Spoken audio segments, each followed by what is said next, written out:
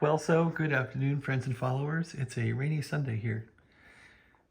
And I've been looking to get 340 volts, the lower V plus voltage for this 100V transmitter working.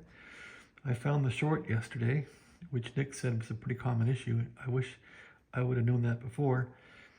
I'm getting about 525 volts on the plate, which isn't enough. I want 600, but that's with the 200V transformer inside this transmitter.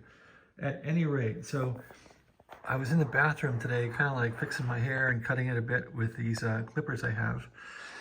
These are those famous clippers that make the noise like brrr. They're not wall clippers. There's some clippers made in the UK and they vibrate. So anyway, I had this power supply because I bought the clippers cheap from a US seller years ago. And I bought this power supply on Amazon, and this thing will take in 110 volts. It'll step up or down. It's basically a transformer from 120, 110 up to 240, 230, whatever. Anyway, what a great little find. So I'm like paying 55, 60 bucks for this transformer.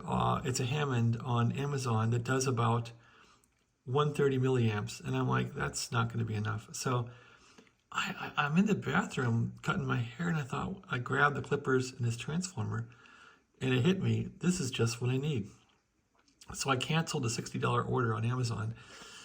And I could buy one of these for like 14 bucks and take a transformer out. So anyway, I was gonna take this one apart, I suppose, but I wanted to wire it up and show you how it works. So I'm probably getting about 240 volts out of there. I'm not sure exactly how much, but it's on 110 volts, 120 volts, 123 volts going into it from the wall socket down there. So anyway, I just have a diode bridge here rigged up. So that's a little 4 diode bridge, typical, diode bridge.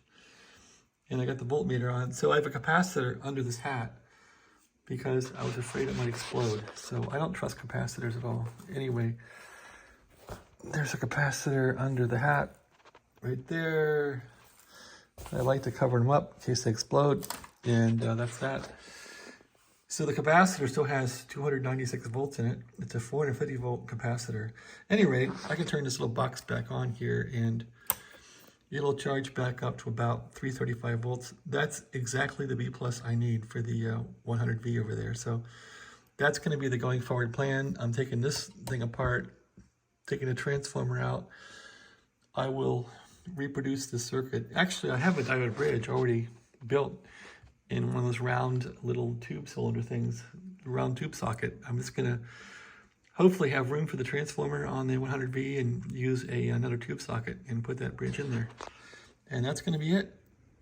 I should have a solid 340 volts. Of course, I'm not sure what it does under load. It might go down lower, but I could probably crank this transformer up a little higher. It's got like a little tap thing down here. Yeah, right now, okay, it's up as high as it goes. It's on 110 volts, so it's cranking as hard as it's going to crank. At any rate, that's the story here. Going to take this apart and see if it fits. Maybe the 100V will work today, finally, again. Thanks for watching. Have a great day.